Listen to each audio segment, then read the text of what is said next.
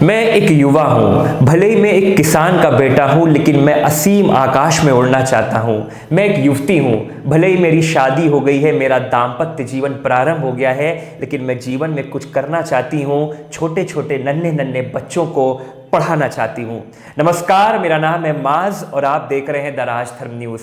जब मैंने एक युवक और युवती का उदाहरण आपके सामने प्रेषित किया तो कहीं ना कहीं आप समझ गए होंगे कि मैं मध्यम वर्गीय परिवार के लोगों की बात कर रहा हूँ। आज इम्तिहान था, यानी अंग्रेजी में बोलें एग्जाम था, जिसका नाम था यूपी टेट, जिसको अंग्रेजी में बोलते हैं Uttar Pradesh teacher eligibility test, Hindi में जिसको बोलते हैं उत्तर प्रदेश पात्रता परीक्षा।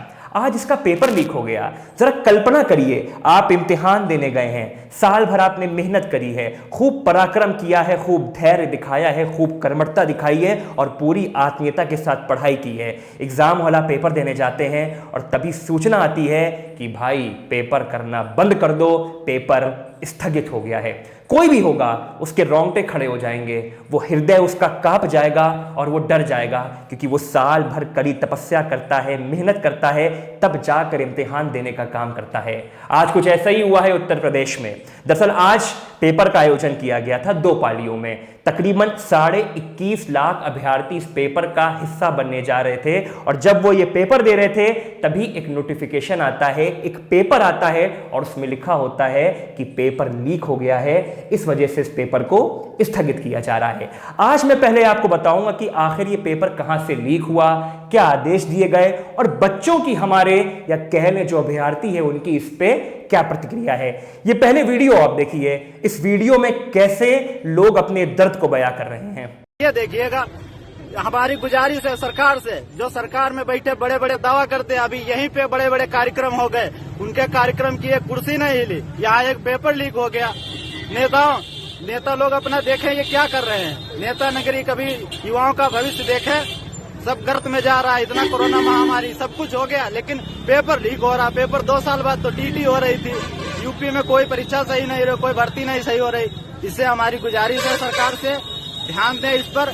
और ये बहुत ही गलत बात है, इस तरीके से पेपर लीक हो रहे हैं और युवा का जो भविष्य है एकदम खतरे में है। हम लोग इससे मनोवैज्ञानिक रूप से दबाव में आ जा रहे हैं। हर बार में उम्र बढ़ती जा रही है और ये परीक्षाएं निकलती जा रही है। हम लोगों का कोई भला होने वाला नहीं है। तो यह इनका दर्द युवाओं का जो कि वीडियो आपने देखा, इसमें आपने साफ देखा किस प्रकार से इस इंसान के चेहरे पर एक गुस्सा नजर आ रहा है। कहीं ना कहीं अपनी मेहनत को वो खोता देख रहा है, इसीलिए अपना रोष सबके सामने प्रकट कर रहा है। आज मैं आपके सामने बताने जा रहा हूं यूपी टेट के बारे में, जिसका पेपर लीक हुआ है। दरअसल पूरी बात को समझने से पहले आपको मैं बहुत सरल भाषा में बताऊंगा कि यूपी टेट आखिर है क्या। यूपी टेट का अंग्रेजी में अनुवाद है Uttar Pradesh teacher eligibility test, Hindi में बोल लें उत्तर प्रदेश पात्रता परीक्षा। जो भी इंसान या कह लें अपने आप को टीचर के रूप में देखना चाहता है वो इस एग्जाम को देता है। 2 पाली में इसकी परीक्षा होती है। 1 से 5 बच्चों को जो पढ़ाना चाहता है उनकी अलग, 5 से 8 वालों की अलग, और जो दोनों को पढ़ाना चाहता है उनको दोनों परीक्षा देनी होती है। इसके लिए लंबी जद्दोजहद होती है, एमसीक्यू वाले क्वेश्चन होते हैं, गोले भरने होते हैं और धीरे धीरे प्रक्रिया को आगे बढ़ाते हुए वो एग्जाम को क्वालिफाई करता है। लेकिन आज ये पेपर लीक हो गया है। अब बताता हूं आपको ये पेपर आखिर लीक कहां से हुआ है और क्या पुलिस इस पे कार्रवाई कर रही है, क्या मंत्री जी बोल रहे हैं, पूरा आपको मैं मंतव्य बताता हूं। दरअसल आज सुबह ये खबर आई लगभग 10 बजे और ट्विटर पर तो कह लिए बवाल सा छिड़ गया कि पेपर लीक हो गया है और कहीं ना कहीं लोग सरकार को कटघरे में खड़ा करने लगे। लेकिन सरकार को कटघरे में खड़ा करने से पहले हमको यह जानना होगा कि सिर्फ ये उत्तर प्रदेश ही नहीं है जहां पर ये पेपर लीक होते हैं। अभी पिछले महीनों राजस्थान में, जिसको बोलते हैं REET, रीट, जिसका अंग्रेजी में अनुवाद है राजस्थान एलिजिबिलिटी एग्जामिनेशन टेस्ट, वहां का भी पेपर लीक हुआ था। और आप ये बात जानकर कहीं ना कहीं अतिशयोक्ति के भाव में अपने आप को द्रवित मुद्रा में पाएंगे कि उस समय वहां के जो एसडीएम थे सवाई माधोपुर के, उनके ऊपर भी कड़ी कार्रवाई की थी। तो कहीं ना कहीं केवल उत्तर प्रदेश नहीं, समूचा उत्तर भारत इसमें कहीं ना कहीं आता है। अभी पिछले कुछ समय पहले हरियाणा में भी एक कांस्टेबल भर्ती जो होने वाली थी उसका पेपर लीक हुआ था, जिसके बाद से तमाम प्रकार से लोगों ने अपना रोष व्यक्त किया था। कुल मिला के सार ये निकल के आ रहा है कहीं ना कहीं उत्तर भारत में एक बड़ी मात्रा में पेपर लीक होते हैं, चाहे सरकार किसकी भी रही हो, किसी की पार्टी की हो, किसी दल की हो, किसी विचारधारा की हो, लेकिन पेपर लीक होने का जो ट्रेंड चला आ रहा है वो आज से नहीं है। यूपी के परिप्रेक्ष्य में बात करते हुए बताऊंगा 2015 में जब समाजवादी पार्टी की सरकार हुआ करती थी और हमारे अखिलेश भैया मुख्यमंत्री हुआ करते थे, तब उस समय 2015 में एक पेपर लीक हुआ था और वो पेपर था यूपी पीसीएस का। अनिल यादव जी उस पूरी समिति के चेयरमैन थे।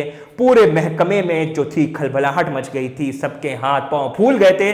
तभी अखिलेश भैया ने एफआईआर के ऑर्डर दिए, मुख्य जो सचिव थे उनको बुलाया, वार्तालाप करी और पूरे प्रकरण को जानने का प्रयत्न किया। उसी के दौरान आज अगर हम देखें तो कहीं ना कहीं यूपी में पेपर लीक हो गया है, सरकार के ऊपर सवाल उठ रहे हैं। इसी बीच जो सरकार के बेसिक शिक्षा अधिकारी हैं, माफ कीजिएगा बेसिक शिक्षा मंत्री हैं, जिनका नाम है सतीश कुमार द्विवेदी, उनका बयान आया है कि बहुत जल्दी हम पेपर को दोबारा कंडक्ट कराएंगे और किसी भी तरह से बच्चों को दोबारा पैसा देने की जरूरत नहीं पड़ेगी।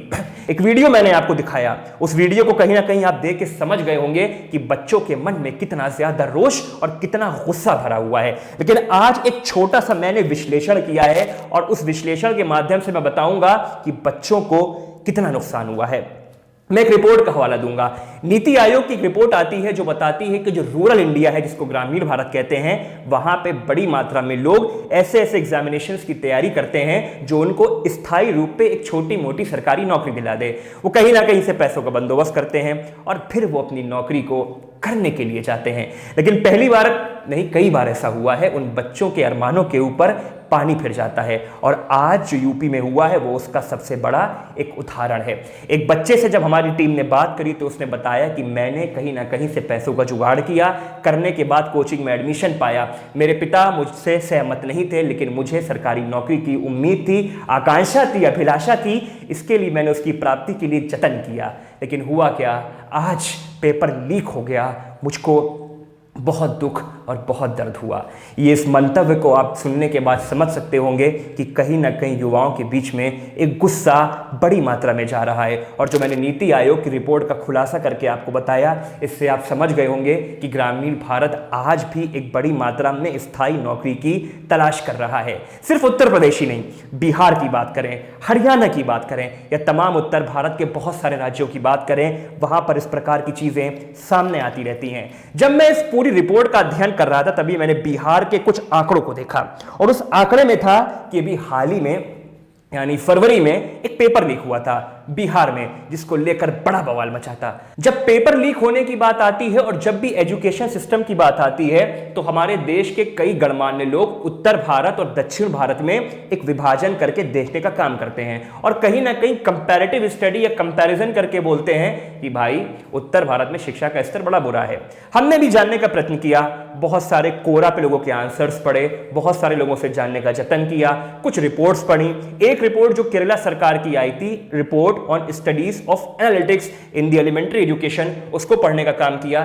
तब जाके मालूम पड़ा कि सबसे ज्यादा अगर शिक्षा में बदलाव होता है तो क्षेत्रीय संसाधनों के अभाव और क्षेत्रीय अधिकारियों के आधार पर होता है। यदि आपके अधिकारी सशक्त हैं, यदि आपके पास संसाधनों का अभाव नहीं है, पूरी कर्मठता के साथ वो उपलब्ध हैं, तो कहीं ना कहीं आप एक अच्छी और गुणवत्तापूर्ण शिक्षा देने का काम करेंगे और आपकी सरकार पूरी प्रतिबद्धता के साथ उस एग्जाम को कंडक्ट कराएगी। जब मैं इस स्कीम के बारे में पढ़ रहा था या इस रिपोर्ट के बारे में पढ़ रहा था तो मैंने सोचा चलो दक्षिण भारत का और मुआयना करते हैं, चलते हैं आंध्र प्रदेश और जानते हैं कि क्या वहां पे भी कुछ ऐसी स्थिति है। जब मैं वहां का अध्ययन कर रहा था तो वहां पर देखा, वहां भी शिक्षा का हाल ठीक था और एग्जाम्स वहां पर इतने ज्यादा लीक नहीं होते थे। एक मोटी मोटी चीज सामने निकल कर आई, एग्जाम सबसे ज्यादा कहीं लीक होते थे तो वो प्राइवेट यूनिवर्सिटी में होते थे।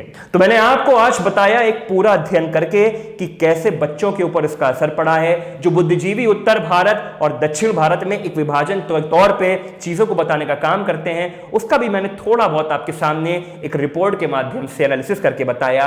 और यूपी के जो मंत्री जी हैं उनका क्या मंतव्य आया है वो भी मैंने बताया और उत्तर भारत में किस तरह से परीक्षाओं को लीक किया जाता है वो भी बताया।